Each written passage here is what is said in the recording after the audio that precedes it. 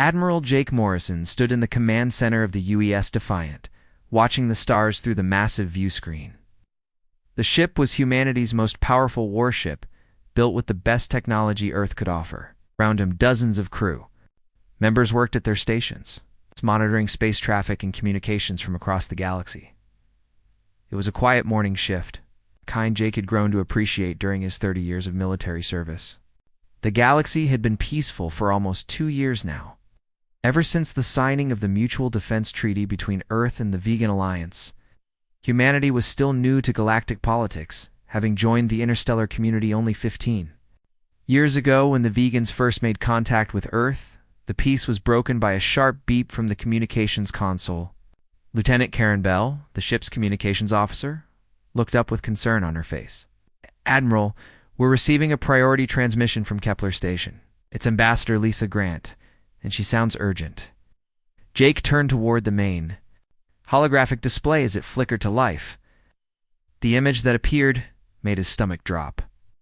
Ambassador Grant's usually calm face was pale with worry, and behind her, Jake could see the busy activity of a crisis response center. "Admiral Morrison, thank goodness I reached you," Lisa said, her voice cutting through the static. "We've received multiple distress signals from the Vegan Alliance worlds. The situation is critical." Jake stepped closer to the display.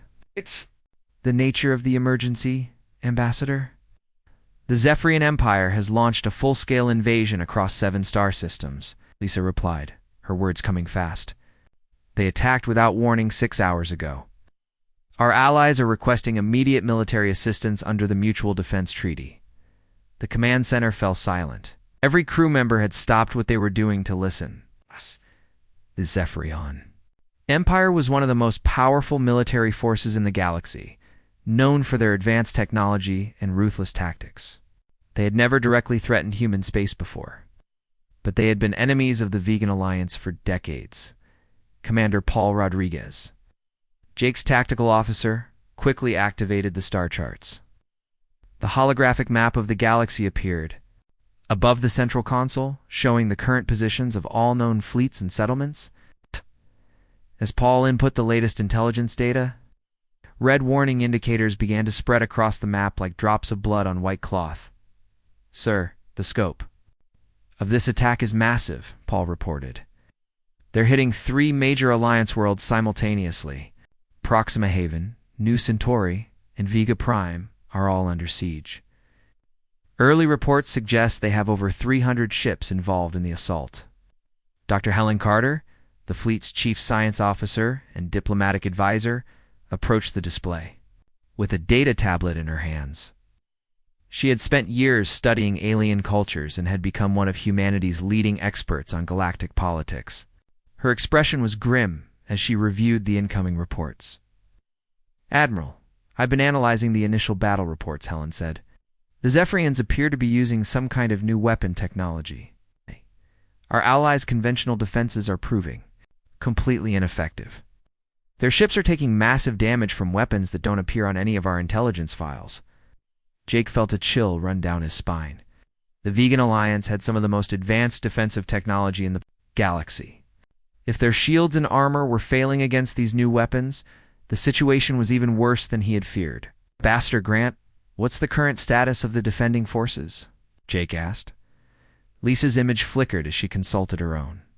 "Reports the Vegan First Fleet is engaged at Proxima Haven, but they're taking heavy casualties. Admiral Zerika reports that his ships are being destroyed faster than they can retreat. The planetary shields are holding for now, but his fleet won't last much longer." "What about New Centauri and Vega Prime?" Commander Rodriguez asked. "New Centauri's orbital defenses have already fallen," Lisa replied. "Zephyrians are beginning their planetary bombardment. Vega Prime is in slightly better shape, but only because they had more warning. Their fleet is retreating to the outer system, trying to regroup." Jake turned to his communications officer. "Lieutenant Bell, how long do we have before the situation becomes irreversible?" Karen's fingers flew across her console as she processed the incoming data streams. "Based on current assault patterns and the rate of Alliance losses, Proxima Haven has maybe 72 hours before their planetary shields fail completely. After that, the planet will be defenseless against bombardment." The weight of the decision pressed down on Jake like a physical force. Humanity had never deployed its war fleet on such a massive scale. The largest previous engagement had been a border skirmish with pirates that involved only 12 ships. This would be different. This would be a real war against a major galactic power. But the Mutual Defense Treaty was more than just words on paper. When humanity had joined the galactic community, they had been alone and vulnerable. The vegans had welcomed them, shared their technology, and helped Earth build its first interstellar ships. They had offered friendship when humanity had nothing to offer in return except their word that they would stand by their allies. "Sir, there's another problem," Dr. Carter said, interrupting his thoughts.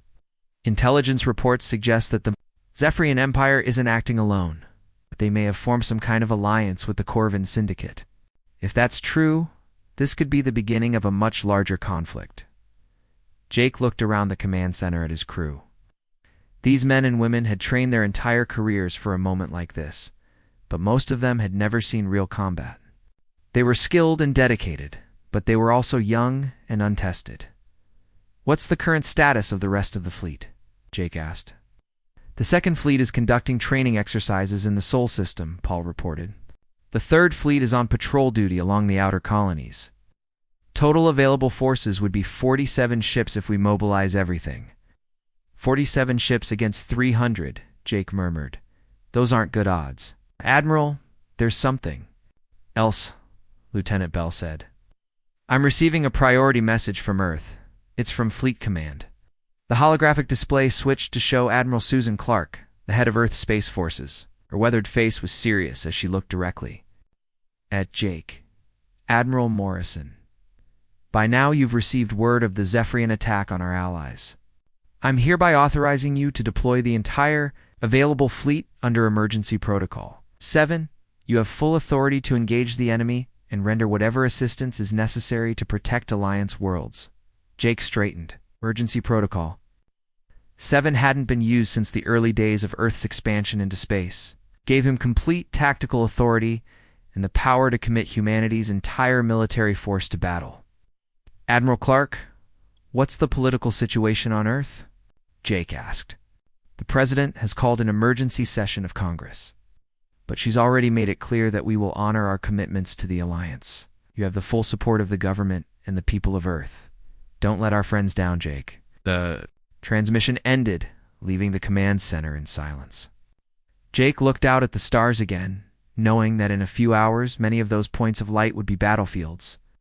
Human ships would be fighting and dying in defense of worlds they had never seen, for people they had never met. "Commander Rodriguez, send a message to all fleet commanders," Jake said finally. "Full mobilization in 6 hours.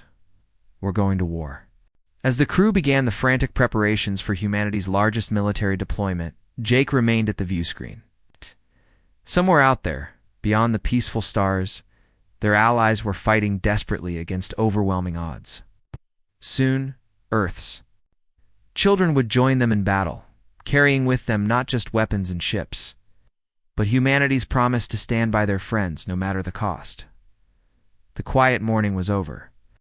The real test of humanity's place in the galaxy was about to begin. Within 6 hours of Admiral Morrison's mobilization order, the largest human military deployment in history was underway. Across the Sol system, ships that had been conducting routine patrols and training exercises suddenly changed course, their crews racing to battle stations as urgent messages flooded the communication channels. Captain Steve Murphy stood on the bridge of the heavy cruiser U.S. Thunderstrike, watching his crew prepare for combat. The ship had been his command for 3 years, and he knew every bolt and wire in her hull. But this was different from any mission they had ever undertaken. His ship would be leading the Advanced Reconnaissance Wing, the first human vessels to enter hostile space and face the Zephyrian fleet. "Navigation, set course for the rendezvous point," Murphy ordered. "Maximum speed." The stars began to shift. As the Thunderstrike accelerated toward the outer system where the rest of the fleet was gathering, through the view screen, Murphy could see other ships making the same journey. The destroyer U's Rapid was visible off the starboard bow, its sleek hull gleaming under the distant sun. Further away, the massive bulk of the UES Sovereign was moving into position, its weapons arrays already powered up and ready for battle. On the command ship, UA's Liberty, General Amy Foster was coordinating the deployment of her Marine Expeditionary Force. The Liberty was one of the newer ships in the fleet, designed specifically to carry ground forces and their equipment into combat zones. Its massive cargo bays held everything from armored vehicles to field hospitals, all of it needed for the liberation of occupied worlds. Colonel Martinez, what's the status of the 1st Battalion? Foster asked her second-in-command. All units are loaded and ready for deployment, General, Colonel Martinez replied. We've got 1,200 Marines aboard, plus support personnel. The men are eager to get into the fight. Foster nodded, but her expression remained serious. The Marines had trained extensively with Vegan Alliance forces over the past 5 years, learning their tactics and studying their urban warfare techniques. That training would be crucial if they needed to fight in the cities of occupied worlds. But training and real combat were very different things. Have we received any intelligence updates on enemy ground forces? Foster asked. Limited information, General. The Zephyrians appear to be using some kind of new powered armor that our allies haven't seen before. Initial reports suggest they're heavily armored but not very mobile. Our standard anti-armor weapons should be effective. In the engine room of the EU's Valiant, Chief Engineer Don Collins was pushing his ship's experimental systems to their absolute limits. The Valiant was one of 3 ships in the fleet equipped with the new quantum drive technology, a revolutionary propulsion system that had been developed from a combination of human engineering and vegan scientific principles. How are the quantum coils holding up? Collins asked his assistant, Lieutenant Sarah Kim. Temperature is rising, but still within acceptable parameters, Kim reported. If we can maintain this output for another 4 hours, we should be able to cut 6 days off our travel time to the Proxima Haven system. Collins wiped sweat from his forehead. The quantum drive was still experimental, and pushing it this hard was dangerous. But if they could get the fleet to the battle zone faster than the enemy expected, it might give them the advantage they needed to save their allies. Keep monitoring the resonance frequency, Collins ordered. If it starts to fluctuate, we'll need to shut down immediately. Admiral Morrison stood in the command center of the UES Sovereign, watching the final preparations for departure. The massive battleship was the pride of the human fleet, equipped with the most advanced weapons and defense systems Earth could produce. Its primary weapons were plasma torpedo launchers capable of destroying a cruiser with a single shot, and its shields could withstand almost any known weapon. Admiral, final ship count is confirmed, Commander Rodriguez reported. 47 vessels total, 12 heavy cruisers, 18 destroyers, 8 support carriers, 6 hospital ships, and 3 siegebreaker dreadnoughts. Morrison studied the tactical display showing the fleet formation. It was an impressive sight, but he knew it was still small compared to the Zephyrian force they would be facing. Success would depend on tactics, timing, and the courage of his crews. What's the status of our weapon systems? Morrison asked. Lieutenant Colonel Rachel White, the fleet's chief weapons officer, consulted her datapad. All ships report full ammunition loads. We're carrying a mix of plasma torpedoes, gravitational disruptors, and EMP pulse cannons. The experimental weapons are loaded on the dreadnoughts. Experimental weapons were humanity's secret advantage. They'd been developed in partnership with vegan scientists and were designed to disrupt the energy fields that powered most alien technology. If they worked as intended, they could level the playing field against the Zephyrians' superior numbers. Navigation Officer Lucy Adams was working frantically at her station, calculating the jump coordinates that would take the fleet directly to the combat zone. The journey would require multiple hyperspace jumps, each one precisely timed to avoid detection by enemy scouts. Admiral, I've plotted a route that will take us through the Kepler Nebula, Adams reported. The charged particles should mask our energy signatures until we're within striking distance of Proxima Haven. Excellent work, Lieutenant, Morrison replied. How long until we're ready to jump? 15 minutes, sir? All ships are reporting ready status. As the final preparations continued, Morrison received a priority message from Earth.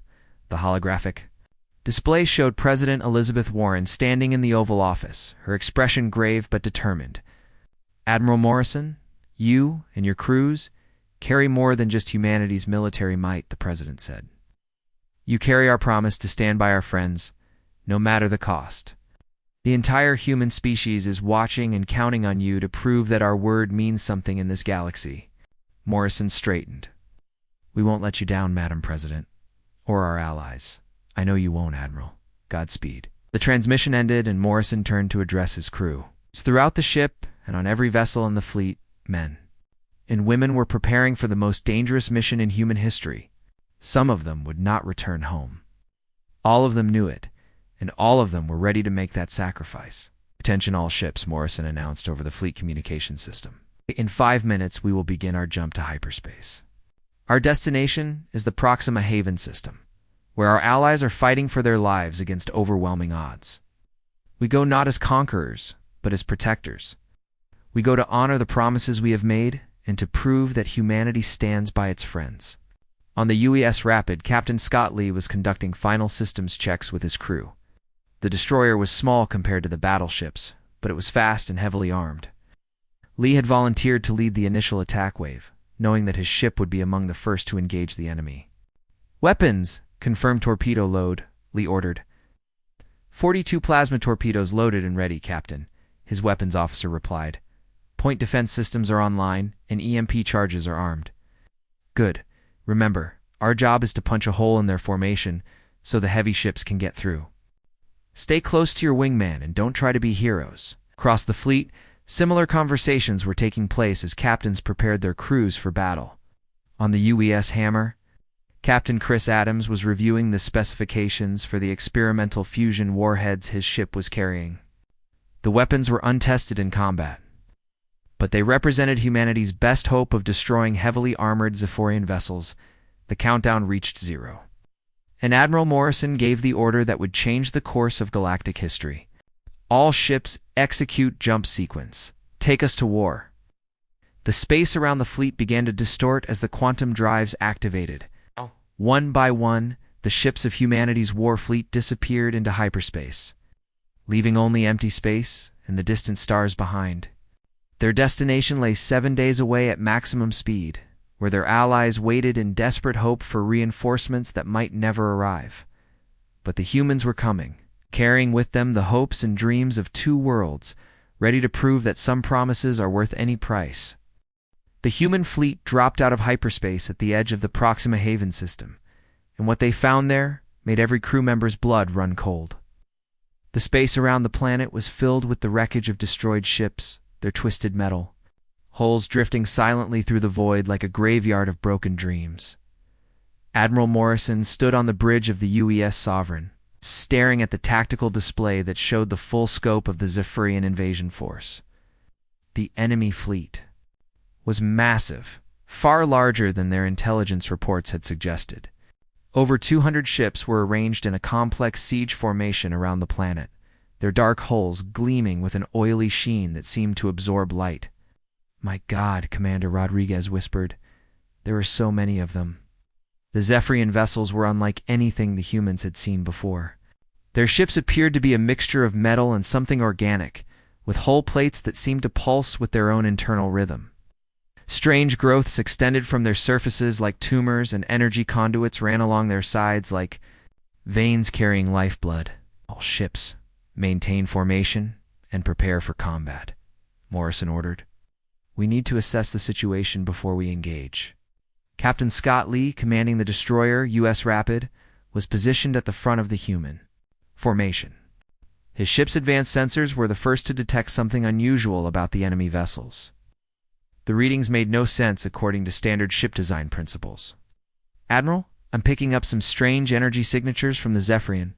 Fleet Lee reported. These aren't standard ship designs. The hulls appear to be partially biological in nature. Commander Beth Williams, the fleet's intelligence officer, is frantically analyzing the sensor data from her station aboard the UES Sovereign. What she was seeing challenged everything she thought she knew about space combat technology. Sir, the enemy ships are showing signs of active biological processes, Williams reported. Their hull materials are organic compounds mixed with traditional metal alloys. I'm detecting what appears to be a circulatory system running through their ship structures. Dr. Helen Carter rushed to the intelligence station, her scientific mind racing to understand the implications. She had studied alien biology for years, but she had never imagined that anyone would try to merge living tissue with spacecraft technology. "Commander Williams, are you saying these ships are alive?" Carter asked. "It's not exactly alive, but they're definitely using biological components in ways we've never seen before," Williams replied. "The energy distribution systems appear to be based on organic neural networks rather than traditional computer systems. The first contact with the enemy came sooner than expected. A patrol of 6 Siforian ships had detected the human fleet's arrival and was moving to intercept them. The alien vessels moved with an eerie grace, their hulls rippling as they changed course, like living creatures swimming through space. "All ships prepare for combat," Morrison ordered. "Captain Lee, your squadron will engage the patrol. Their defenses, and see what we're dealing with." Lee's destroyer squadron moved forward to meet the enemy patrol. The UES Rapid and her sister ships UES Lightning and UES Storm spread out in attack formation, their weapons systems charging for the first exchange of fire. The battle began when the Zephyrian ships opened fire with weapons that defied explanation. Instead of the energy beams or projectiles that most spacefaring races used, the enemy ships launched what appeared to be living projectiles that twisted and writhed as they flew through space. "Evasive maneuvers," Lee shouted as one of the bioprojectiles struck his ship's forward shields. The impact sent shockwaves through the hull. The lights flickered as the ship's systems struggled to cope with the alien weapons' effects. "Captain, the projectile is trying to penetrate our hull," his chief engineer reported. "It's some kind of acidic organism. The outer armor is being eaten away." Lee's blood went cold. The enemy wasn't just using biological ships. They were using living weapons that could literally consume their targets. This was a completely new form of warfare that no human had ever encountered. "All ships, maintain distance and use long-range weapons only," Lee ordered. "Don't let those things get close to you." The human ships responded with plasma torpedoes and energy beams, striking the Zephyrian vessels with devastating force. But what happened next shocked everyone who witnessed it. The damage to the enemy ships began to heal itself, the wounded HULL plates growing back like regenerating flesh. "Admiral, you need to see this," Lee reported. "Our weapons are hitting their targets, but the enemy ships are repairing themselves. The damage is healing in real time." Morrison watched in amazement as the tactical display showed the enemy ships literally growing new hull sections to replace the ones that had been destroyed. It was like watching a living creature heal from wounds, except these wounds were being caused by weapons that should have been fatal to any normal spacecraft. "This is impossible," Rodriguez muttered. "Ships can't heal themselves." "These can," Dr. Carter said grimly. "Admiral, I think I understand what we're facing. Zephyrians have developed a form of biotechnology that allows their ships to function like living organisms, can repair damage, adapt to threats, and possibly even evolve new capabilities." During combat, patrol engagement continued for another 10 minutes, with the human destroyers scoring multiple hits on the enemy vessels. But despite taking enormous amounts of damage, the Zephyrian ships continued to fight and repair themselves. It was clear that conventional weapons would not be enough to defeat this enemy. "Captain Lee, disengage and return to formation," Morrison ordered. "We need to rethink our approach."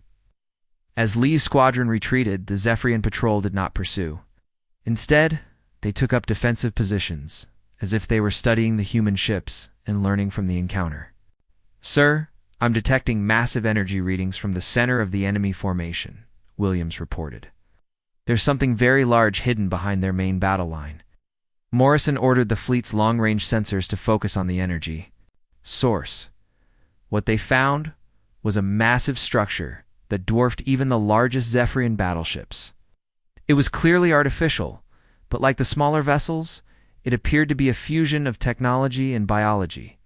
"That's not a ship," Carter said as she studied the readings. "It's some kind of mobile command station. I'm detecting energy conduits connecting it to the smaller vessels in the fleet." Major Lisa Thompson, leading the fleet's fighter squadrons, had been monitoring the battle from her cockpit aboard the carrier U.S. Enterprise. As a pilot, she was trained to notice details that larger ship sensors might miss. What she was seeing made her stomach turn.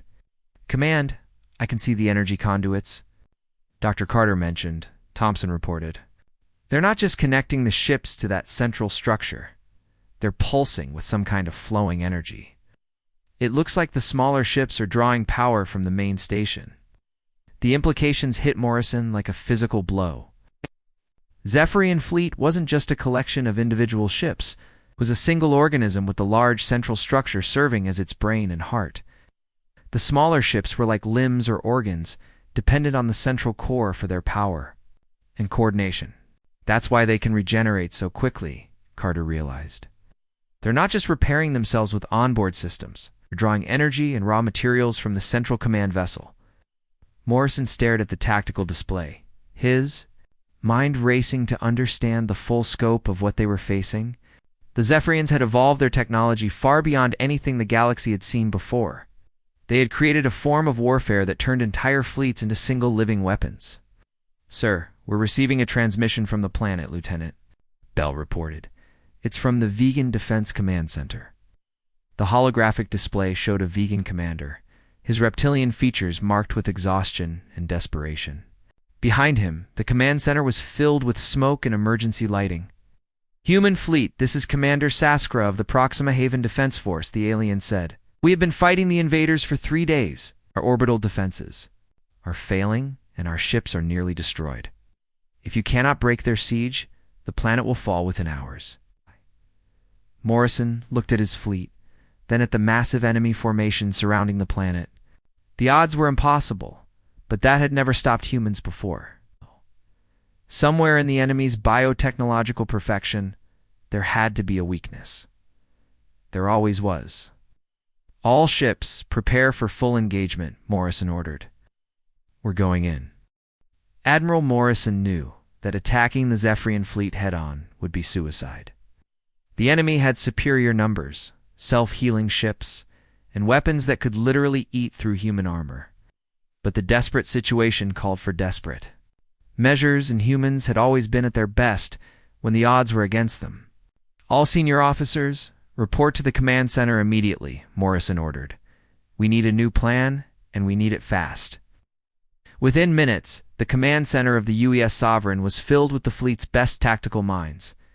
Captain Steve Murphy from the UES Thunderstrike stood next to General Amy Foster, while Dr. Helen Carter reviewed her analysis of the enemy biotechnology. The weight of the impossible mission pressed down on everyone in the room. "The conventional approach won't work," Morrison began. "We can't win a straight fight against their numbers, and their regeneration ability makes sustained combat pointless. We need to think differently." Dr. Carter stepped forward with her datapad. "Admiral, I've been studying the energy patterns between the enemy ships and their central command vessel. The connection isn't just for power sharing. It's their biggest weakness," explained Morrison said. "The smaller ships are completely dependent on the central structure for their regeneration abilities," Carter continued.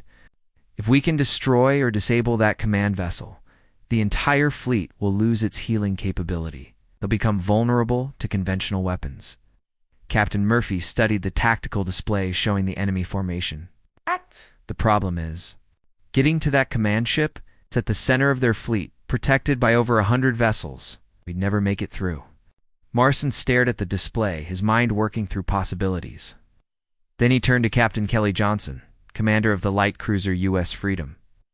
Johnson was known throughout the fleet for her creative thinking and willingness to take risks. "Captain Johnson, what would you need to get a small strike force through that formation?" Morrison asked. Johnson studied the enemy positions for a long moment. "It would have to be a stealth approach, sir. Maybe through the asteroid field on the system's edge. But even then, we'd only have one chance. Once they detect us, it's over." "How small a force are we talking about?" General Foster asked. 12 ships maximum," Johnson replied. "Any more than that, and we'd be spotted for sure. We'd need the fastest ships in the fleet, loaded with the heaviest weapons we have." Morrison felt the beginnings of a plan forming in his mind. It was dangerous, probably suicidal, but it was their only chance to save both their allies and their own fleet. Here's what we're going to do, Morrison said. I'll take the main fleet in a frontal assault to draw their attention. Captain Johnson will lead a strike force through the asteroid field to attack the command vessel. When she hits her target, we'll have a few minutes while their regeneration systems are down to destroy as many ships as possible. The room fell silent as everyone considered the plan. It meant splitting their already outnumbered force, making both groups even more vulnerable. But it was the only strategy that had any chance of success. Admiral, the main fleet will be facing impossible odds, Murphy said. We'll be fighting 200 ships with 35 vessels. I know, Morrison replied grimly. But if we can't draw their attention away from the strike force, this whole mission fails. We have to make them think the frontal assault is our real attack. Captain Johnson was already selecting her strike force. I'll take the UES Freedom. Plus the destroyers Lightning and Storm. The stealth frigate Shadow should be able to get us through their sensor nets. We'll need ships with the experimental fusion warheads. The EU's Hammer has the biggest warhead payload, Captain Chris Adams said, stepping forward. My ship should be part of the strike force. Morrison nodded. Adams was one of the fleet's most experienced captains. The Hammer's experimental weapons were their best hope of destroying the biotechnological command vessel. Time is running out, Dr. Carter reminded them. The vegan defense commander said they only have hours before the planet falls. Morrison turned to address his officers. This plan requires perfect timing and absolute commitment. The strike force will have one chance to reach their target.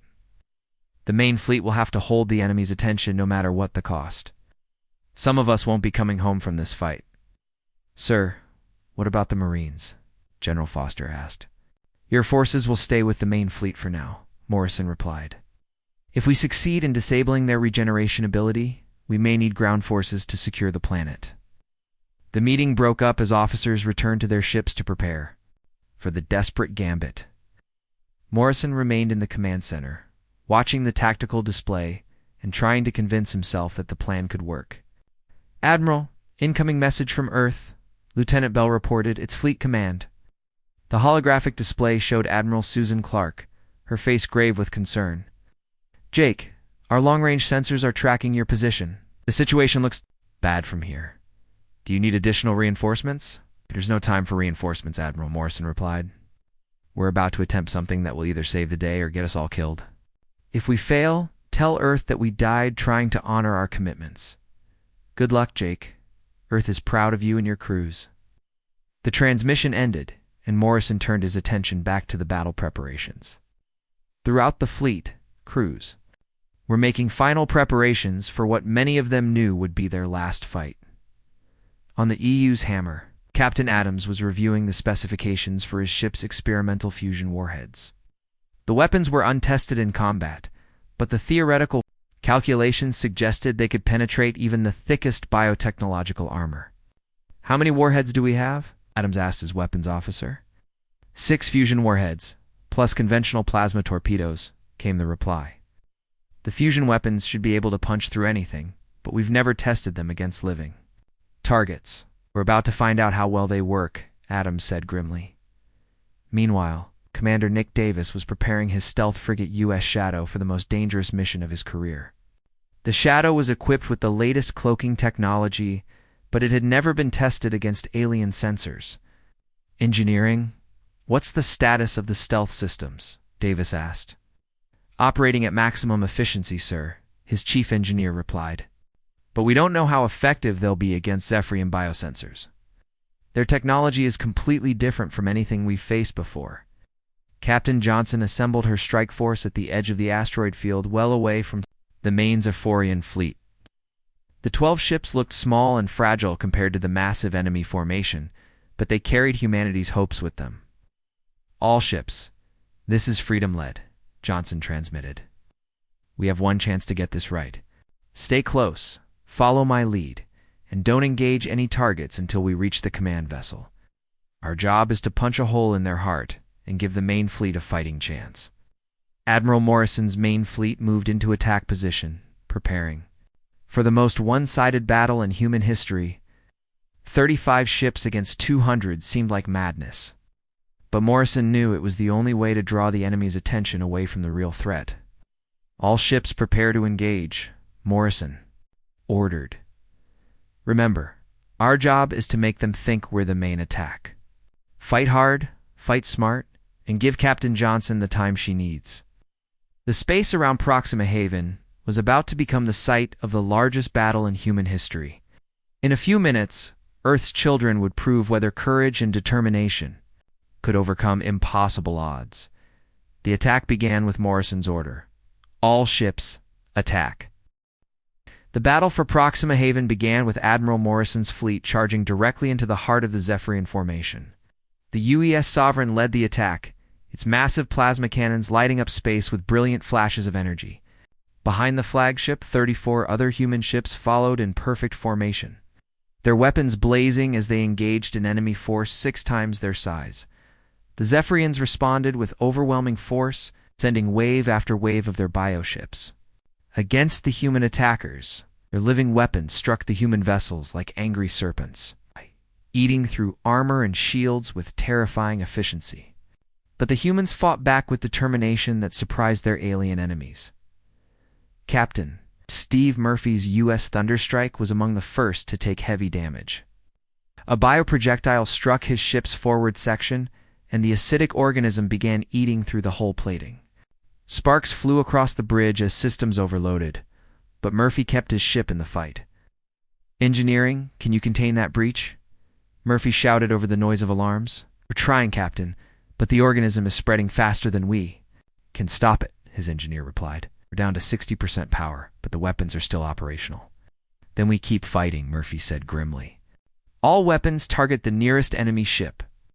Show them what humans are made of." While the main battle raged, Captain Kelly Johnson's strike force was moving through the asteroid field like ghosts.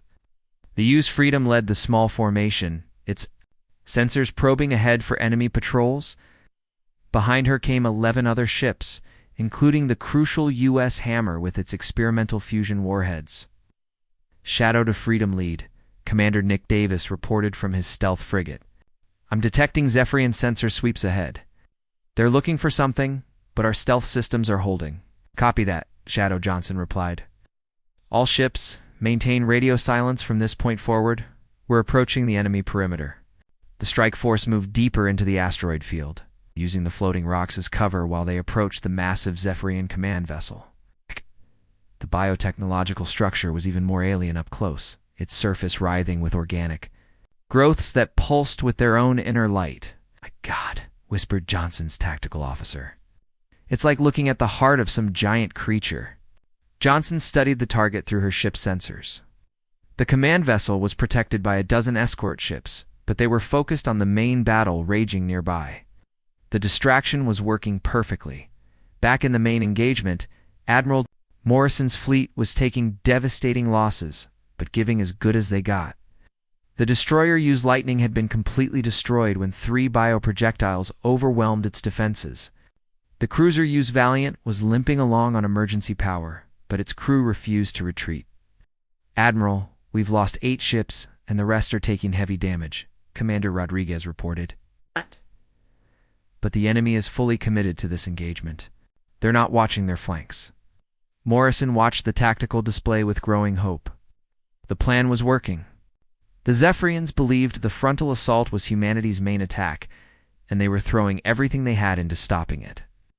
"All ships maintain the attack," Morrison ordered. "Keep their attention focused on us. Give the strike force the time they need."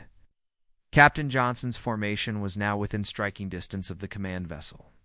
The massive biostructure loomed before them, its organic hull pulsing with energy that flowed to every ship in the Zephyrian fleet. "All ships, this is it," Johnson transmitted on a tight beam frequency. "Adams, take your ship straight at the command vessel's core. The rest of us will clear the escort ships. Remember, we only get one chance at this." The UES Hammer accelerated toward the enemy command ship, its fusion warheads armed and ready. Captain Chris Adams gripped his command chair as enemy fire began to rain down around his vessel. The escort ships had finally noticed the human strike force. "All power to forward shields," Adams ordered. "We have to reach that target no matter what." The other ships in the strike force spread out to engage the escorts. their weapons lighting up the asteroid field with brilliant flashes.